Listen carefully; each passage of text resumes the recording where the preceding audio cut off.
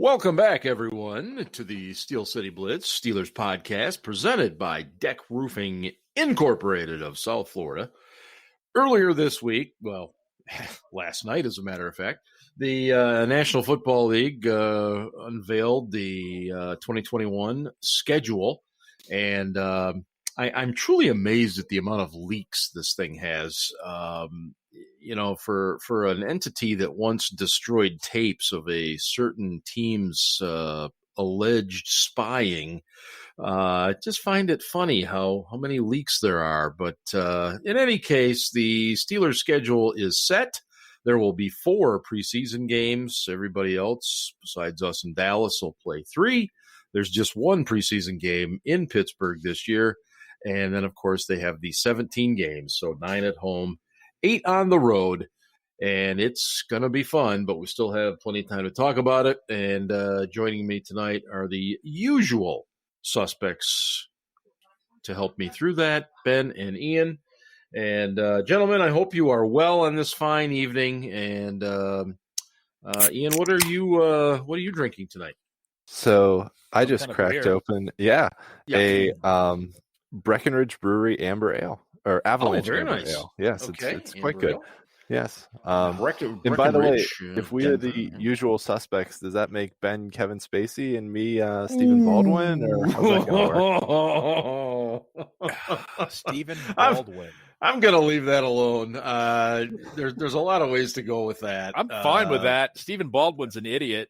Well, Kevin Spacey I love him as an actor. Unfortunately, he is a fantastic actor, but he's kind of a questionable. Questionable moral compass there. Yes, moral compass. I like that. Yes.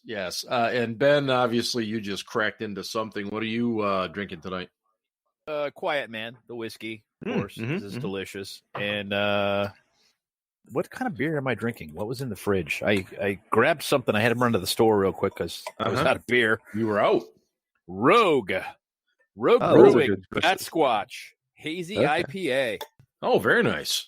Love a good hazy. Yeah. That's tremendous. Well, we hope wherever you are, whether you're listening late tonight or during the weekend, we hope you're enjoying a beverage and doing so safely, of course, which is always the case with us. Anyway, the schedule is all set. The Steelers will open on the road for the 30,000th consecutive year.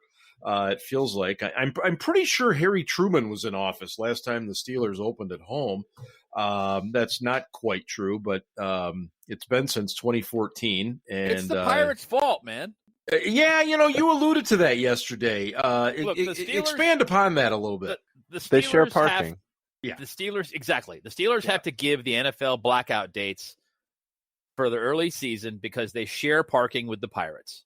Right. If the Pirates already have a game scheduled for that Sunday, the Steelers can't schedule a game, which to me is fucking bullshit. I'll just go on record. Number one, sorry, Ian, the Pirates suck.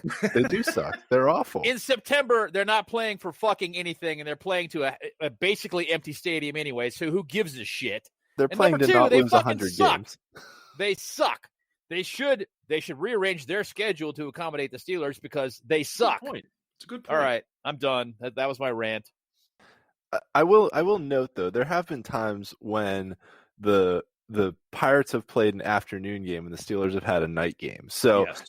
they have worked it out before. Granted, traffic was a disaster down on the north side in those games, partially because they made people empty out of the parking lots. So even if you had tickets for both games, right, you still had to leave the parking lot and then pay again and go back in, which was a disaster. But I understand why they did it too, because they didn't want people just parking there, staying after the Pirate game and just drinking and tailgating and rabble rousing. And then need their parking revenue, Ian. I mean, come on. Oh, yeah. Hey, the county's got to get their parking revenue. Yeah, I love the parking. That's part of the payment plan to make up for the public investment in the stadium. So yes. Yeah. So no, you guys are right. I mean, it all has to do with the Pirates and what they're doing those particular early weeks in September and stuff. Pirates games, even though they suck. Yeah. Well, Yeah, well, leave it at that. But the Steelers will open. I don't know what is that? An hour and a half, 2 hours north, Ian, up to Buffalo. In Buffalo, which is a very nice trip that time of year if anyone wants to go up to that game. Nice. Yeah. Buffalo. There's some good Buffalo fans on Twitter, but I'll say the Buffalo fans I've run into in the stadium have usually been Jagoffs. Really? Yeah. I've always thought Buffalo fans are pretty decent fans. The ones I know on Twitter are all great fans. Don't get me wrong. If you're one of those idiots that jumps on tables, you're a fucking idiot. But for the most part, the ones that I've met have been fantastic. Yeah, I would agree with that. So yeah, if you're interested in a very lovely, late summer drive, head yourself up there to Orchard Park and the Bills and enjoy some people jumping on tables and doing other things. Every fan base has fuckwits. Every single fan base has some fuckwits. Yes. Some have more. The Dallas fan base has a lot more, and the Browns fan base, whoever they are, Browns fan base has a lot more fuckwits. Raiders, I can tell you because I live on the West Coast, they have a ton of fuckwits. So some of them are more special than others. Yeah, no question. But the Bills I've always found to be pretty decent fans. Yeah, and knowledable, not Jagoffs and knowledgeable about football. Yeah, so I would agree based on one of my interactions. Yeah, they're not. It's not like Bengals or Browns fans or anyone from Ohio at all. Hi, Aaron. Actually, I will say I did meet one decent Bengals fan who was pretty knowledgeable about his team. He actually got to announce a draft pick this year. He's the guy who paints his face and wears the big hat. He was a cool guy. Oh, good for you. Oh, that's very cool. Yeah. It must suck to be a Bengals fan, but so there's one Bengals fan that I've met in my life that was decent. All the rest of them suck. Well, as Ben alluded to, every fan base has its complete idiots, but every fan base also has good people, much in the same way that we are good people. Okay, now listen, that is not true of Ravens fans. I haven't met too many Ravens fans, so I really don't think they're either total jagoffs or they're, you're indifferent toward them. They're just okay. Right. But there aren't really any good ones. Well, let's just establish that now. I think the best thing, the best possible relationship you can have with a Ravens fan is a sort of agreed upon mutual hatred, right? It's like, I will agree that your team plays well and has a good record. I will not say your team is good, but they have a good record, but I hate you. And that's pretty much like the amount of, you can have a mutual respect, but also hatred at the same time. Oh, yeah. So, yes. And I think you can have a mutual respect. As much as I hate the Ravens, you can have that. Whereas like the Bengals and Browns, I can't even go there. I agree. Absolutely not. I agree.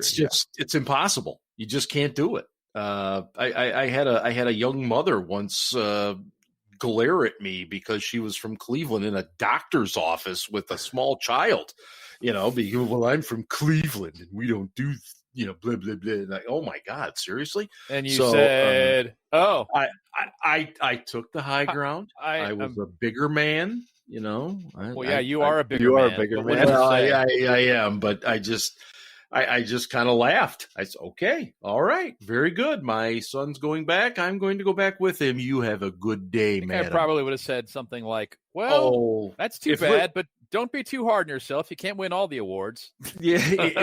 If she wouldn't have had little Timmy there in front of her, I might have had some choice words. But you can be nice without without swearing or being rude. You can just be condescending, which is what I would have done.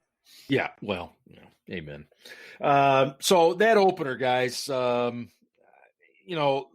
it's opening game. Fans will be back in the stadiums for the first time, at least as we sit here in May. That's the plan. It's going to be a very hostile environment up there, but I think the fact that we have a veteran quarterback, he's seen this just a few times before. I think that'll be okay. And I'm not going to get into the nuts and bolts of this matchup yet because we have a long way to go. But on paper, and that's what we do, it's going to be a tough matchup. But again, no surprise we're on the road.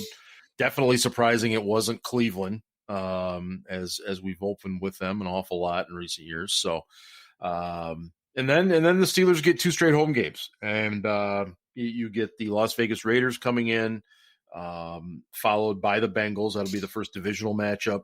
Bungholes. The Bungholes. So you've got that, and then you've got a really. I was surprised. Were you guys surprised by the early season trip to Lambeau? Kinda. Yeah. I mean, it's just kind of a hodgepodge, except for December and January, which is fucking brutal. It's just kind of like they were like, yeah, let's make their last six games really, really tough. And then we're gonna get into that. The rest of it, we'll just put wherever. And, oh, yeah, this fits here, and this, yeah, that's fine, good, whatever. We just don't want to mess with the last 6 games because we want it to be a really, really brutal finish. Well, we'll get to that for sure. But so yeah, the Steelers, they bookend the first 4 games, first quarter of the season. They bookend with away trips to Buffalo and then Green Bay, and in between are the Raiders and the Bungholes. And then then they've got 2 straight home games again. So they're looking the at Pirates season is done. I mean, if you want to really line it up, the Pirates are at home in week 1. They're on the road for 2 weeks, and the Pirates are back home at the first weekend of October, and then the Pirates are dead done. on. I mean, basically what you got to do every year is look at the Pirates' schedule, whether or not they're playing those Sundays, and if they are, we're going to be on the road, and if they're not, we're going to be home. Mm-hmm. No, it is. It's that straightforward. It really is. But in week 5, the Broncos will come in, 1:00 game there on Fox, and then you've got the quote unquote 17th game, which really isn't the 17th game. It's just an added game when Seattle comes in. Is that messing with you guys, by the way, when you look at other team schedules? And because I'm so used to looking at schedules and seeing 4 teams from the other conference. You know what I mean? Yes. And now all of a sudden, matrix. It was a perfect matrix, everything and they was. Screwed it up.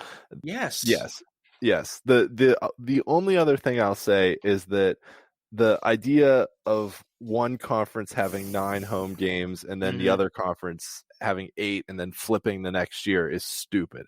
What they should do is have this. If they want to have a 17th game, they should all be at a neutral site. So then they can put whatever stupid games in England they want to put in England. They can play games in Mexico City. They can play games in wherever Toronto, else they want to. They can play games in friggin' Vancouver, BC.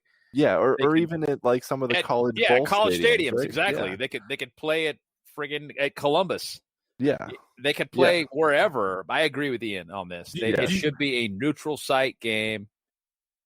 And not only that, here's the other thing I'll say is they should have the neutral site games should always be followed by a bye week too. Miami this year actually has to go to London to play Jacksonville, and they're the only team that has to go to London and then come back and play the next week. Everyone else that goes to London has a bye, but they have to play Jacksonville and London and then come back and play Atlanta at home. That's ridiculous. I didn't even know they are playing Jacksonville. It's kind of like a week off. Yeah.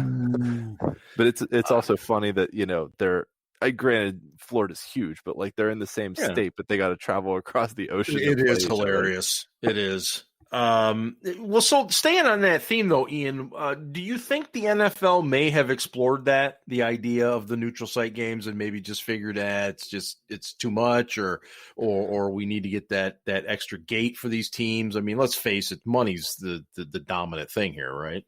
Well, I think part of it was when the CBA came up that, and COVID, I think, threw a bit of a loop into it because the U.S. had travel restrictions. Canada had travel restrictions. Heck, Canada's travel restrictions messed up basketball, hockey, and baseball's entire seasons. Yes. With the Blue Jays having to play at their spring training site, the NHL had to create a whole separate division for the Canadian teams. And so, in the UK had their travel restrictions. We had our travel restrictions. So I think for this schedule, it was probably easier rather than trying to figure out, like, can we get a game in Germany in like Berlin or Dortmund? Can we get a game in Spain at Barcelona? Can we get a game in Rome? I think that's their goal eventually, is to build the brand, is to have more international games. And before COVID happened, that's how it was trending. I mean, you had Mexico City games, you had multiple games a year in London. I think there's only 2 or 3 this year in London. So yeah, I think once things normalize again post-COVID, I think you'll see an increase in international games. And the way they set it up, probably it's equitable for 2 years, right? This year, all the AFC teams have an extra home game. Next year, all the NFC teams have an extra home game. But the 17th game is in the CBA for 10 years, so they could make that switch to have it be a neutral site game. Basically, every 2 years they can reassess it. Yeah. Ben, were you surprised they didn't go with an extra bye week, or were you not surprised at all by that? Moderately surprised. I tend to think that there are going to be some veteran weeks off going forward, and maybe they won't be officially called that. They'll just be like, this guy's, not healthy enough to play this week. He's out. When the guy maybe actually is healthy enough to play. Guys that have been around for a long time, your Cam Haywards, maybe your Ben Roethlisbergers, that have been around for a little bit, are going to have some nicks. A week off for Ben last year after that Dallas game might have done him some good. Well, and that's what I was going to ask following up was will we see those veterans days off, if you will? They won't be called that, of course, like as you said, but that's what I was going to follow up with. Well, the other thing to think about, at least in the Steelers microcosm, is last year they didn't really get a bye at all. No, because they had a forced bye week when they had that game skipped, but they've been practicing all week. They were preparing to play the game, and it got canceled on Friday. So their bye was basically 2 days, and then they were back at work. Which is, kind of crappy. And then their mini bye was canceled after that for the Thursday game that got pushed to the next week. They had to keep going to work every day, preparing for a game, not knowing when it was going to get played. And the Ravens just kept, dragging their tails, trying to forestall the game for as long as they possibly could. And, it was just a mess, man. They were out of sync, out of sorts, just an absolute mess. And they never really recovered from that too. I mean, that was a turning point in the season, because they had to play the Ravens on that's Wednesday. Part of it. And part of it is Martindale really did draw up a really good defense that game. He countered what they were doing very, very well. He took the extra time he had, because he had a fucking week and a half. Oh, yeah. So he took the extra time that he had. He studied the film, and he dialed it in, and he kind of put out a blueprint for how to beat the Steelers' short passing game, because nobody had been able to do it. Let's talk about that for a second real quick. Okay. Because there's a whole lot of talk, and there has been this entire offseason, about how the Steelers' offense was so predictable and easy to prepare for. That's total fucking bullshit. Okay? That offense averaged 29.8 points per game through week 11. If they were so easy to prepare for, they wouldn't have been averaging 30 points a game. Okay? That is just straight up trash talk from players who found a way late in the season to counter what the Steelers were doing, when the Steelers also simultaneously had issues with injury attrition, which was an issue, and their quarterback not being at 100%, and the fact that they had no running game. But even before that, they had no damn running game, and they're averaging 30 points a game. So there wasn't really cause for concern until somebody came up with a blueprint to beat that offensive game plan, and the Steelers didn't have anything to counter, because, yes, it's true, Randy did suck. But, by the same token, I mean, honestly, that offensive line was terrible. The running back talent was marginal at best. And when you don't have the threat of a run game, or really a receiver from the running back field, the backfield, excuse me. Right. You don't really have much that you can counter when defenses are just run blitzing all day long. And that's what they were doing. They were run blitzing, and they had a clock in their heads. Sure. Basically, if they got to 2.5 seconds and they were nowhere near Ben, they just put their arms up. They were trying to bat passes down. And it worked. Yes, it did. And, was it Marlon Humphrey this week that was talking about, listening to Roethlisberger basically tell each guy what route he's running and all that stuff. And, again. It was. And actually, I mean, if you go back and listen to some of our podcasts, we talked about that. I mean, this was common knowledge. I remember Ben on the show saying, like, it's hilarious that, Roethlisberger's basically coming to the line and telling Juju, you're running a crosser, and Deontay, you're running an out. And the defense still couldn't stop it because our guys were just, better than whoever was lining up across from them. Well, it was that, and Roethlisberger, what he was trying to do was move the safeties so that he had one-on-one matchups. And then when he knew where the one-on-one matchup was, that's where he threw the ball. Yeah, that makes sense. Yeah. I mean, right. And some of it was that Randy just had no idea how to call plays, so Ben just there's that. Plays. Okay, Finger sucks. Finger does suck, but let's be frank. The execution, in particular by the offensive line last season, was god awful. Oh, it was horrible. Yeah. Terrible. I wonder if our friend Samantha, I wonder if she has like days of withdrawal, not being able to say fire Randy or Randy sucks. I mean, she was on that bandwagon for so long. Sam and Amanda were both. So Amanda and I cracked about it this week, but I'm serious. I'm like, dude, did you guys date or something? I mean, it's like you hate this guy. You hate this guy so much. It must be personal. She was scorned. She really hates him. I'm just like, my God. He sucks, but he's not the biggest problem. He's a problem. He's a problem. Hey, look, after the Steelers play home to the Seahawks, and again, that's a Sunday nighter. That's an 8:20 Sunday night game there. Which, I'm not thrilled about that. Russell Wilson plays really well on Sunday night.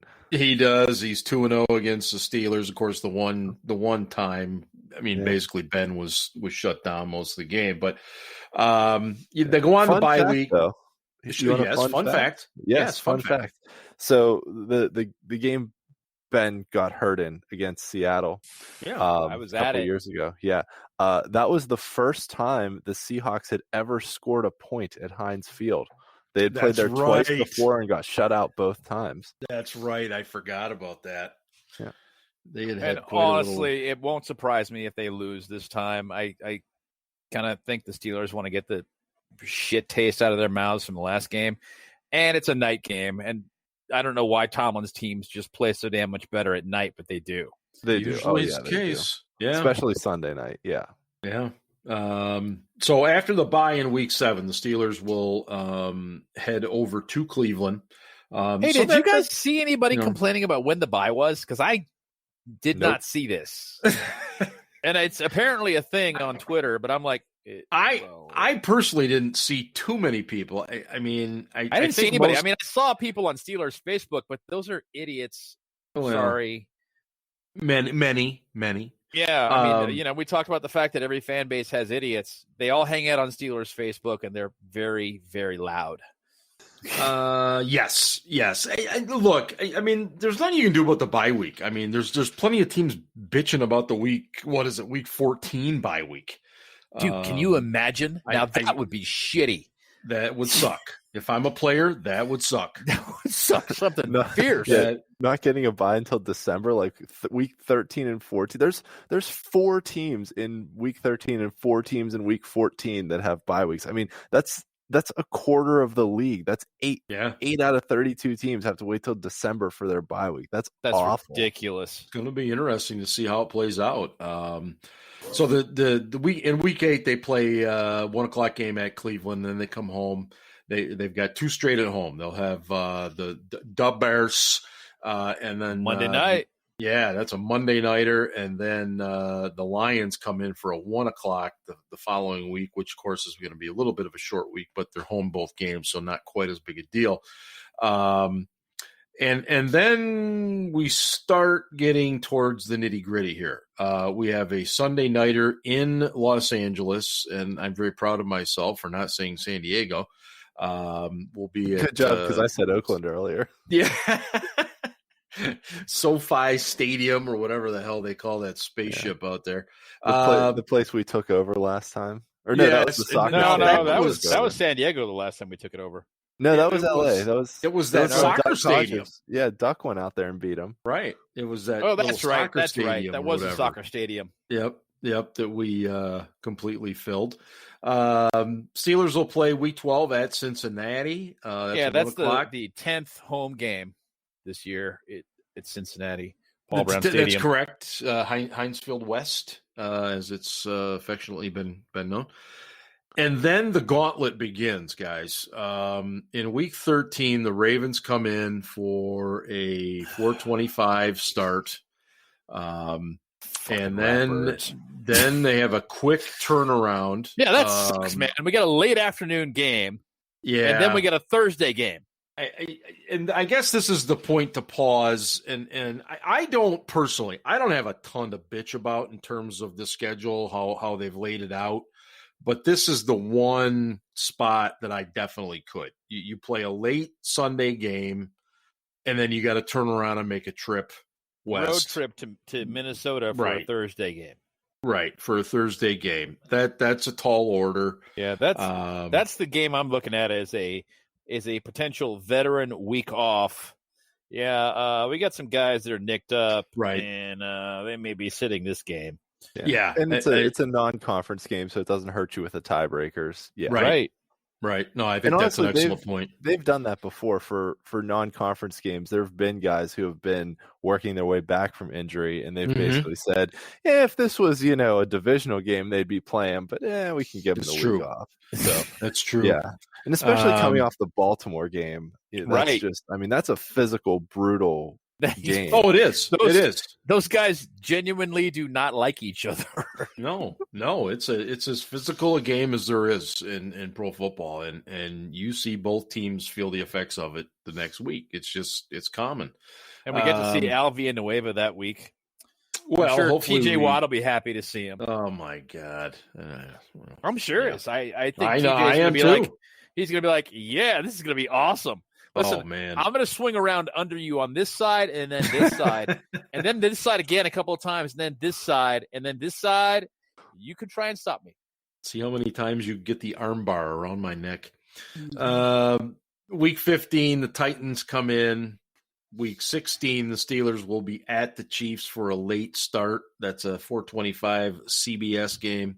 Day after Christmas, by the way. Christmas is on a Saturday this year, boys and girls. Just in case you wanted to start your shopping early. January 3rd is week 17. That's when the Browns come in for a Monday nighter in Heinz Field.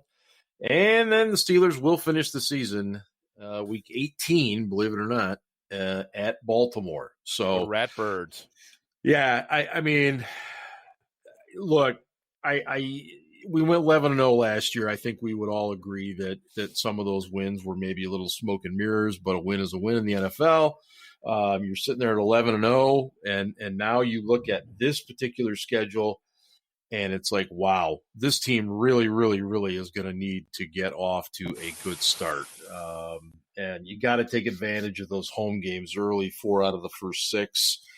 And again, I have to throw in there that it's just May. There's so many things that can happen. Yep. Injuries are going to happen. Trades will happen every single year. Every year you look at strength of schedule based upon the previous year's records. The previous year's opponents' records, excuse me. And, every year it's garbage. By midseason, it means nothing. So, right. It may matter and it may not. I look at it on paper and I see a handful of really strong teams and I see some that are smoke and mirrors. I mean, we talk about the Browns. Yes, they had a nice draft. They did. But they have a good running game. But they beat an awful lot of bad teams by small margins last year. Mm-hmm. And generally speaking, what that portends is a return to the mean, which would put them at closer to 9 wins. No, as you're opposed to 11. I am not a believer yet. On top of that, I know the Steelers lost. It was embarrassing in that playoff game, but the Steelers beat the Steelers in that game. The Browns didn't beat the Steelers. The Steelers beat the Steelers. Mm-hmm. The Steelers should hang their heads down. They got their asses kicked, but they did it to themselves. Yeah. And I don't believe in the Browns yet. I would agree. I need to see more, especially at the quarterback position. I need to see what he can do. Baker can't carry that team. He needs a running game. Well, that's what I mean. If he's not in play action, he's below average. That's exactly what I mean. If they're in a situation where they cannot run the ball effectively, my faith in them is zero. And so that's how big that running game is for them. And let's not forget also that this is the window for both the Browns and the Ravens, because this is the last year that Baker and Lamar have on their rookie deals. And after this, they're going to have to sign them to some ridiculously stupid contract. Good point. And I think that'll happen this summer for Lamar, to be honest. Probably, but really the first year of those deals you can kind of mitigate in the cap. You can. So you can, except that Lamar's fifth-year option is stupid high. I mean, it's $5 million because he was a Pro Bowler twice. Mm-hmm. When Baker's is higher too because he was a top 10 pick. The top 10 picks have it higher than the rest of them too. Yeah, so, but it's not. Yeah. It's not like I think Lamar's is the transition tag for quarterbacks. Yeah. The one other thing I want to point out too, while we're still talking about the schedule, is before we talk about other teams, is that we're sitting here now in May saying how hard this looks. Yeah. But I mean, one or two injuries change the complexion of this thing completely. I mean, look back to 2017 when we had a week 9 bye, and in the second half of the season we were like, oh man, we've got Indy and Green Bay and New England and Houston, and then Andrew Luck gets hurt. We wind up playing against Jacoby Brissett. Aaron Rodgers gets hurt. We wind up playing against whoever that was. It wasn't Matt Flynn that time. It was I don't even remember who it was. Who was that schmuck? They almost beat us actually. Boswell had to kick a field goal. And then Deshaun Watson got hurt, and we wound up playing against TJ Yates. It was Brent Huntley. That's right, Huntley. Yeah. Yep. But I mean, one or two injuries, and all of a sudden, and that was the year we went 13-3. So a stretch of games that we were looking at that season where we're like, we've got Andrew Luck, Aaron Rodgers, Tom Brady, Deshaun Watson, and then a Baltimore game in there wound up being, Jacoby Brissett, Brett Hundley, TJ Yates, and Jesse James caught the damn ball, so we should have beat New England too. So, I'm just saying that, like, no, it's a very good point. What we see now could change with one or two injuries, or if Aaron Rodgers decides he wants to go host Jeopardy and not play. We talk about this every season. Mm-hmm. The complexion of the NFL changes every 4 weeks. So if you don't like what's going on, if you don't feel comfortable about where your team is, wait a month. No, shit will change. And if you feel real comfortable about where your team is, wait a month. Things can change. That's the great thing about the NFL. That's the great thing about the NFL's parity, is that things can change quickly, and they tend to in that league. Yeah, and it doesn't necessarily mean that your team, starts losing a ton or winning a ton. It just means that the way the games unfold become very, very different than they were the week or the 4 weeks prior, and so on and so forth. So, it's a very Super Bowl how much injuries matter. Oh my God, take away a couple of tackles, man. That really hurt them badly. But by the same token, Tampa had a great defensive game plan. And they did. They just shut them down. Yeah.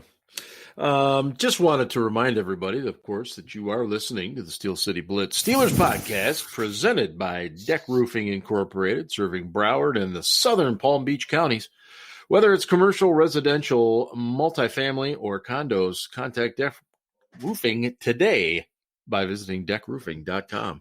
And while I'm on it, I would also like to mention big shout out to Dan and the guys at DC 4L Custom Tees and to our graphics guy, Aaron. In a matter of like minutes, they threw together a really cool graphics package and threw it on some hats. And if you have a chance to get over to DC4L customtees.com, do it. The hats are super sweet. They're good quality. They're great prices. Aaron already scooped up a couple of them. And check that out. There's some shirts and other stuff over there too, but DC is great. I mean, if you want beach towels, they'll do beach towels for you. You want stickers, decals, all that stuff, they'll do that for you. They are just so fun to work with. And they just want to put stuff out and they love working with people, and you got ideas, they'll figure out a way to do it for you. So definitely check that out. One other topic too this week, Juju did an interview. I don't who did he do an interview with? Do you guys recall?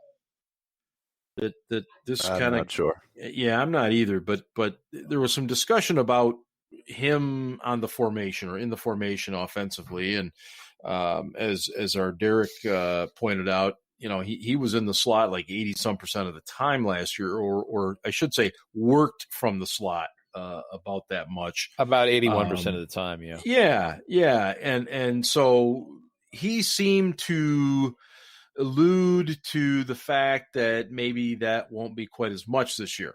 And so that has led to speculation. Well, does that mean they're taking a receiver off, putting another tight end on, blah, blah, blah, blah, blah. So, Ben, what do you think he's getting at by that? Well, they ran mainly 3 receiver sets last year. Right. Like every down. Every single down. And you can run Claypool from the slot, but it's not his forte. He really is more of an outside guy. Right. Washington is almost exclusively an outside guy, and Johnson is an X, which is an outside position. You can move him in. In fact, I don't know why they don't move Johnson in more, to be honest. I agree. With his route running ability, he'd do that very well. But yes, what I do expect this year is more 12 personnel, which is 1 running back and 2 tight ends. I expect them to try to utilize Eric Ebron, but I expect to see him more from the slot because the man cannot block. He can't. True. So if you have him in there as an inline blocker or in a position to be an inline blocker, they're going to run blitz. That's what they did to us last year. They came right at Ebron, and rather than honoring the fact that he, was a good receiver, they would just run right at him and either jam his route or run past him and blow up the play in the backfield. Right. Because again, he can't block. I mean, his Chase Young, that Washington game, which is, first loss. Yep. Chase Young practically shut down the Steelers offense single-handedly because Ebron can't block. Yeah. No, it's not a secret. And Al was not much better, and he's an offensive tackle. So, I expect to see more 12 personnel. They drafted Freiermuth to play that role. I don't think that he's going to see a ton of snaps this year, but let's say he sees 25 a game or 30 a game. That'd be quite a bit of 12 personnel for this team. Right. Ian, what does that allow if Freiermuth does get, say, 25 to 30 snaps a game? What does that allow Matt Canada and the Steelers to do offensively that's different from what they've been doing? I think it gives you the opportunity to be variable, right? Juju is probably your best blocking wide receiver too. So, I mean, if you throw Claypool and Ebron to one side of the field, those are two guys that can run down the field and can potentially create mismatches, especially if they're in, two high safeties. You throw Juju on the other side. If Freiermuth's on that side, I mean, you can run to that side. Then, you get Freiermuth and Juju both blocking on one side, and Freiermuth on the edge of the line, then Juju blocking out wide with Najee Harris running the ball. I mean, he's got Najee. I was watching some more of Harris, and his vision is better than any running back we've had here in quite a while. That, his ability to find the hole and explode through it is incredibly good. He has vision just like D'Angelo Williams did, but he is literally twice as talented. And granted, I don't really have a reference for when D'Angelo was a young back. Maybe he was every bit as talented as Najee is now. But the thing that Williams had going for him late in his career was the fact that he still had vision. He still could see things before they happened and make the most of it and exploit the defense before they knew they were being exploited. Yeah. And Najee's got that already, but he's way more talented. Yes. Yeah, I would agree. No argument here.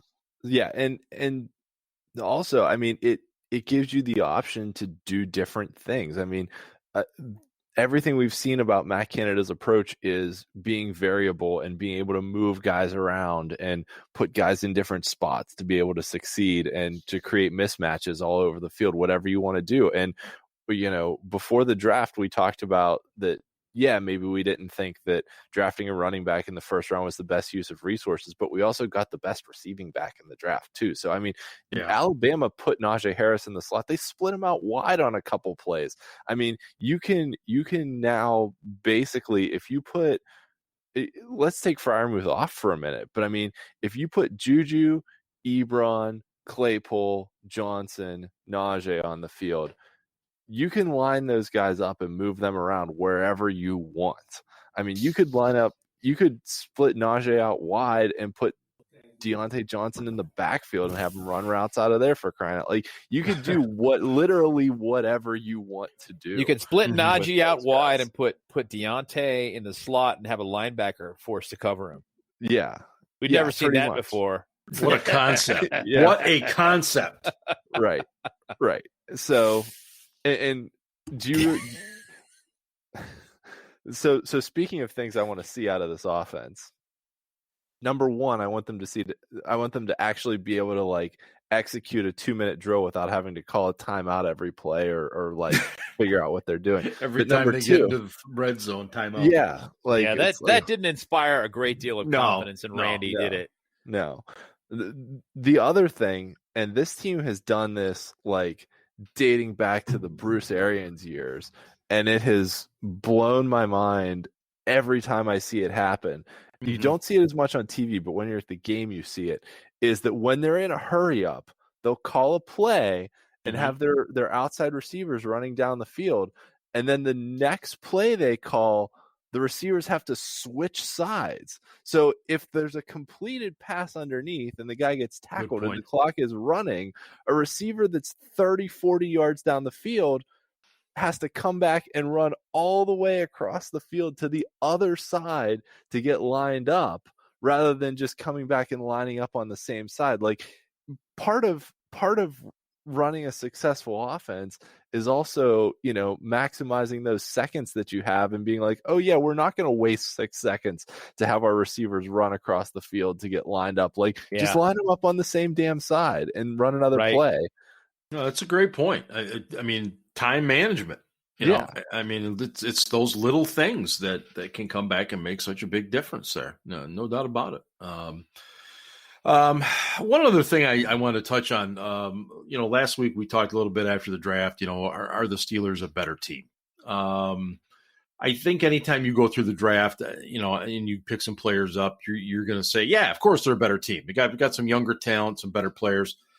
But I mean, I keep coming back to the fact that I don't really feel like this offensive line is in any way, shape, or form proven yet. And so I do have a hard time saying that we are a better team.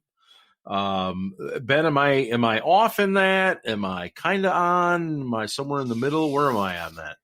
Well, I mean, we talked about this last week. I mean, Right. basically, it's the only short-term pick, in my opinion, was Najee Harris. Mm-hmm. And short-term, by that I mean like immediate impact. Year one impact guy, that was Najee Harris. Freiermuth is going to have some impact as a rookie, but he's not going to have enough because he's not going to play enough to have a major effect. But he'll help in so much as he can block. So, yes, they're better from that standpoint. Are they better than they were week 17? This is the question. Not are they better than they were the day before the draft, because, of course, they're better than they were the day before the draft. They added some talent. But are they better than they were week 17 along that line? Well, Marquise Pouncey, as we talked about, didn't have a great year, but he still was a respectable NFL offensive lineman. Kendrick Green has got a lot of potential, but that's just a French word for hasn't done anything yet. And when you look at his physical ability, it looks like he can play the position and it'll work, especially in an outside zone scheme. But only 4 of his 33 college starts were at center. Mm-hmm. So he's going to need some time to transition to the position. It's no slight. Again, I said this last week. It's no slight if he does not start right out of the gate. It really isn't. It's a concern from my standpoint because Hassenauer and B.J. Finney both suck, but it's not a slight. It's nothing against him. It just means, he needed some time to adjust, and they wanted to go with a veteran presence. Kevin Dotson is a definite upgrade to Matt Filer, who Dotson should have started last season, as far as I'm concerned. I do not believe that Chuks Okorafor is much of an upgrade, if at all, to Al Villanueva. I do think that Zach Banner is an upgrade to Chuks Okorafor at right tackle. But he's not a great pass blocker either. Hopefully David DeCastro will be healthy. I'm not convinced that they're going to be better along the line yet. I'm just not. I'm not either. I look at the line as a whole. I think it's going to be a bit discombobulated week 1. I look at the pieces individually. The only person I'm confident is an upgrade is Dotson. He's absolutely an upgrade. Mm-hmm. But the other guys, maybe, hopefully DeCastro's healthy. That's my big point of optimism at this point as far as the offensive line goes. I wish that they had taken a slightly different approach because I think they've got a window with Ben that's a year or 2, and that's it, and they're done. Yep. And then we go into the no franchise quarterback wasteland again. But the Steelers always draft long term. Always. That's a hallmark of them. It's what they do. They are not like the Bengals where, they've got a high draft pick and they could have taken the best tackle in the draft and instead they take a wide receiver. Mm-hmm. They're just fucking morons. Can I add on to that too? Of course. My big takeaway from this draft class was, number 1, they drafted guys who are physical, nasty, hard-nosed players. Yep. Across the board. I mean, even looking at some of their later round picks, Quincy Roche and the Green and Dan Moore. Okay, Sermon's not, and I think Dan Moore is a finesse tackle. I think he is, but he's got an edge to him too. His career is going to be, at best, it's hard to say. It's going to be respectable backup. We'll see. I'm not. All right. Yeah, I'm not. I haven't seen enough yet to judge on that. I'm not plugging in Dan Moore to start year one, but I think he has the athleticism and the upside to potentially be able to start in the future, but he's got to develop. So that's where I am with him. The other Buddy thing, Johnson. yeah. What do you think? I like his sideline to sideline ability to fly all over the field. He made a lot of tackles in college. He can read plays pretty well, but he needs to progress a little bit in pass coverage and a little bit, a lot of it. But okay, so okay, all right. I'm getting off my point, but I'm going to answer this too. That you want to talk about, are we better than week 17? Devin Bush was hurt week 17. So yeah, Devin Bush coming back. Linebackers are better. Right. Okay, but I was speaking specifically to the offensive line. Is the offensive line better than it was week 17? Depends on if DeCastro is healthy or not. Is what it comes down to me. I agree with everything you said. Defense, I think the line's about the same. Linebackers are better than they were week 17 because Bud Dupree was hurt and he's not going to be here, so that's a wash. But Devin Bush is back. But the secondary's worse. So linebackers better, secondary's worse, and that's mostly at corner. I mean, safety is what safety is. We have an all-pro and a guy. But I think I'm pretty optimistic about our 7th round pick. I don't think that he's going to be a big contributor this year. God, who am I talking about? Trey Norwood. Yeah. I don't think he's going to be a big contributor this year, but if he can get on the field and play special teams, sit behind Minka, learn the safety positions, both of them, but he's primarily going to be a free.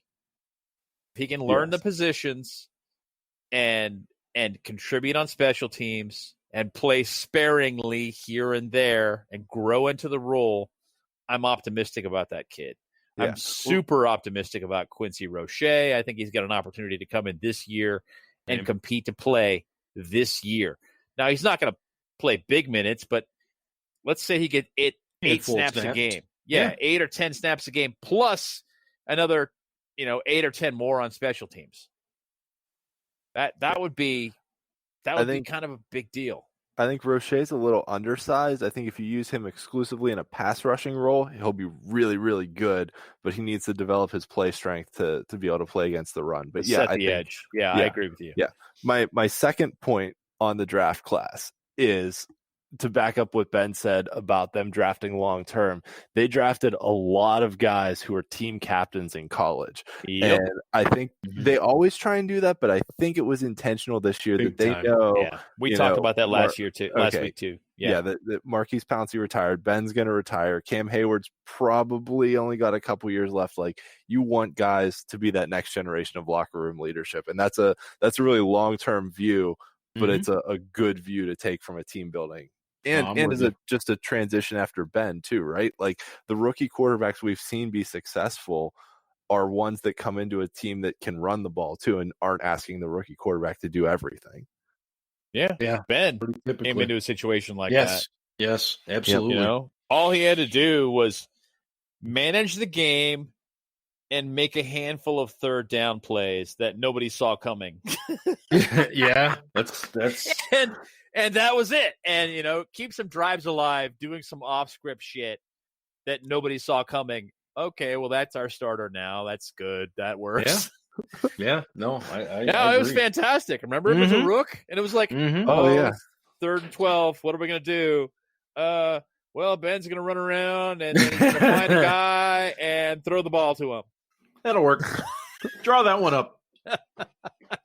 Exactly. I think that was the first time in my life. Granted, that was the first time in my life like I ever felt comfortable on third downs. Like, before that in my life, when it was Neil O'Donnell or Cordell Stewart or Jim Miller or whoever it was, and it was like, oh, we got sacked on second down, or we had a running play that lost yards. Like, we're screwed now. But with Ben, it was like, oh, Ben will make something happen. Ben will figure it out. I don't know what the play call will be, but it doesn't really matter because he's just going to run around until he finds a guy and then throw the ball to him. Yeah, I was very comfortable in that day and age with 3rd and 2. Yeah, they'll just hand the ball to Bettis. They'll make a hole. He'll fall through it, get 3 yards, and we'll move the chains. I was super comfortable with that. Yeah. Now we get back to that. Now we can't even convert like 3rd and inches. We can't convert a 4th and 6 inches. I know it's embarrassing. Yeah. Well, it so flies in the face of everything the Steelers have been about in our lifetimes, and so yeah, the frustration. I think they want to get back to that though, right? They do drafted guys that are hard nosed, that have an edge to them, and they drafted guys that are leaders, and I think they want to get back to that. But they didn't draft. They didn't draft early enough for the offensive line. I'm sorry, they didn't. They took a Ferrari in the first round that Mike Tomlin is going to run the wheels off in 5 years. I'll be surprised if he gets a second contract. And that should not be a first-round pick. Your first-round pick should be a guy who gets a second and third contract, a foundational-type pick. And this guy ain't it. That's my gripe. He is an outstanding talent, and he seems like an even better human being. Yeah. It's impossible not to like him. And I think he'll be successful for 5 years. And then I look at Tomlin's track record with running backs, and I'm just like, yeah, he's going to touch the ball 400 times, and he's going to be done by his 6th year. It's going to be like, hopefully we're not paying him $20 million at that point, because that's what running backs are going to cost then. I don't like the direction that this draft took. I would have gone first round in the first. I would have gone offensive line in the first round. I would have gone offensive line in the second round, and I would have taken Trey Sermon in the third, and run with it, and been happy. And Najee Harris, like I said, he's a Steeler. Now I will support him. I hope he's incredibly successful. I just look at it from the standpoint that Mike Tomlin does this over and over and over. Le'Veon Bell is a shadow of what he was when he played for the Steelers. And that's why he wouldn't sign the damn deal. He was like, I'm not touching the ball 400 times unless I've got security long term.